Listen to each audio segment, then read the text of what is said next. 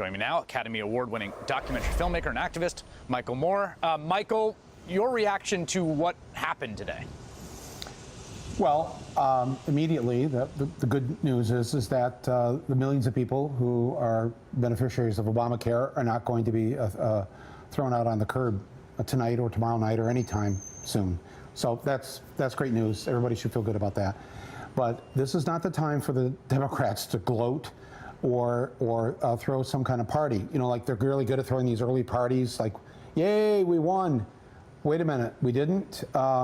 This is the time we have to now double down because please understand that Trump is telling you the truth when he says that Obamacare is going to explode or implode, depending on which side of his brain he's listening to. It will do one of those things because they are going to actively make sure that that happens. They and the profit-making insurance companies are going to make sure that it explodes. So that means the resistance. This is the really worrisome scenario, right? The sort of death by sabotage, because you now have Tom Price, who is probably one of the most committed foes of Obamacare who exists, who's running HHS, which has a lot of latitude, and you've got this situation where, and you can tell, and it's almost, I have to say, it's very bizarre and almost chilling to hear the president sort of talk about how it's politically beneficial for him if the healthcare system explodes in the country that he's representing. Is that, I guess that's your concern and how you mobilize to make sure that doesn't happen? Okay, here's how we mobilize. First of all, we need to really make sure, because this happened very fast in the last 24 hours, Trump and Speaker Ryan changed the bill in the 11th hour to try and get more of the Tea Party Republicans to vote for it. They made the bill meaner. In the last day here, the vote that was actually going to be taken was going to be taken on a bill that said that insurance companies are no longer required, and that means not just Obamacare now, that means everybody watching this, all insurance companies, now there it is on the screen, we're not going to have to provide these services even for people who have health insurance. So no outpatient care, no emergency, no ER visits, no, don't get pregnant. We're not covering that. We don't have to by law anymore to have to cover any of these 10 things. They put this in the bill to sweeten it for the hateful Tea Party people, and they still couldn't get enough Republicans, even by saying, we'll cut out the ER visits. We'll cut out the maternity and the pediatric stuff. How about that? No, we won't vote for it. So please understand that the Republicans, and especially I'm talking now the people in Michigan who voted for Trump, especially those of you who voted for Obama and then changed and voted for Trump, these people are out to make your lives a living hell. And they tried to do it in the last 24 hours in a way that hasn't really been reported on much. But you should go online and look this up of what they really were going to vote on today. And they couldn't even get enough Republicans to vote for this hateful, mean-spirited bill. So now the resistance has to step forward. We need to do two things, Chris. Number one, we need to push for single-payer insurance, Medicare for all, the kind the Canadians have, the kind that every other civilized democracy on the planet has. We have to push for this because we do need to fix these parts of Obamacare that did cost us votes in November. This has to be fixed. Do not sit around and say, oh, we've got our Obamacare. We don't have to. Democrats, you have to get this fixed. But the people who are watching, the people who are members of the resistance, and we're talking tens of millions of people now, we have to shift part of our focus away from Congress, who we have been barraging for the last 2 months with phone calls, visits, letters. We have to go after the insurance companies because these private profit-making insurance companies are going to do everything in their power to do what Trump said it's going to happen. They're going to try to explode or implode Obamacare. So here's a question about the political lesson, because you and I spoke, I think it was the day after the election.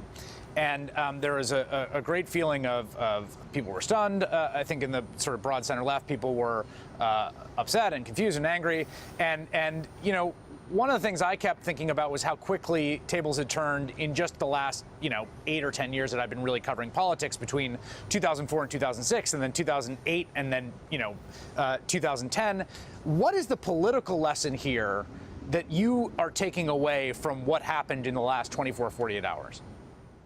A couple of lessons. Number one, everything that people did to have their voice heard had a huge impact. It made the Republicans scared, and mostly it made them confused. And they really couldn't find their tail as much as they were chasing it.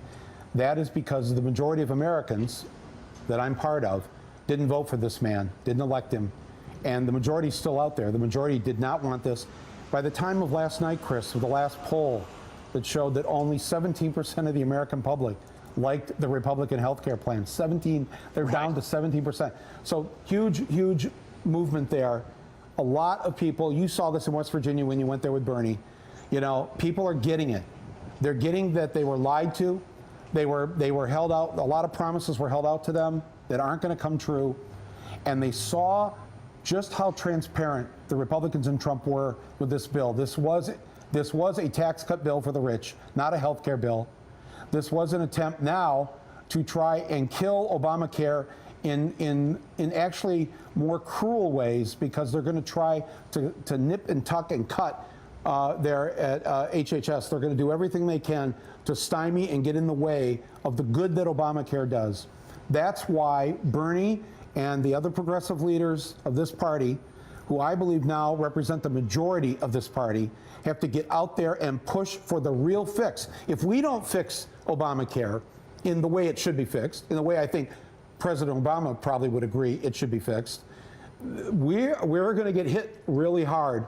And the people that we say that we support, the people at the working poor, the people that are the working class of this country, they are going to suffer mightily. Even though we say we still have Obamacare, they are going to raise those premiums. They are going to try and not cover things. So that may be true in terms of staking a position, right? But the notion that, first of all, it seems to me that there is going to be zero appetite on Capitol Hill among the Republican leadership that is controlling the legislative schedule at this point to do anything having to do with health care in the near future, having just put their hand on a stove and come away with burns so bad they're essentially in the ER. You know, in terms of, you're talking about essentially advocating a principle, because there's going to be a big fight on tax reform, and there's going to be, it's hard for me to imagine that being anything of a legislative reality. Well, that's why we have to do what they did for 7 years throughout all of the Obama, both of his terms. They have to, we have to, the Democrats have to, as they did 50 or 60 times, put forth their repeal Obamacare bills. We have to just start going in there right now with Medicare for all, single payer, and keep but Michael, time after time after time. And then we have to get rid of the Republicans next year. Wait a second, Michael.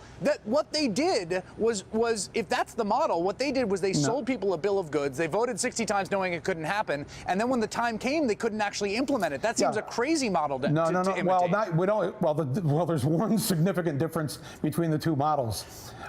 We know what we're doing, and we mean it. And actually, we're kind of smart. You know, we actually represent the majority of the country that doesn't believe the Earth is 6,000 years old. Okay, so we, the people who understand these things, we are the majority. We are going to go in there and start fighting for these things. And yes, we're going to lose votes. But when it comes our time, and it will come our time, trust me on this, it'll come our time, and we won't do what they did today. We will be ready with the right bill that Americans are going to love. Free health care paid for by the people who should be paying for it, the wealthy, the corporations, the people that can afford this, who've been living high on the hog for these last couple of decades. It's time they're going to pay their fair share once we are back in power. We will be in power. We are the majority.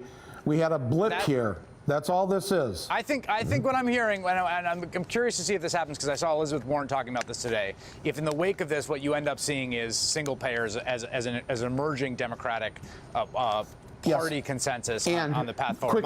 Quickly, also, states can do this now. California, New York, blue states can push for their own statewide single-payer Medicare for all programs. Show the rest of the country how this can be done. California, New York, you did it with Roe v. Wade 3 years before abortion was made legal. It was legal in New York and California. That's one of the reasons we got Roe v. Wade. Do it now with single-payer health care. Thank you, Chris.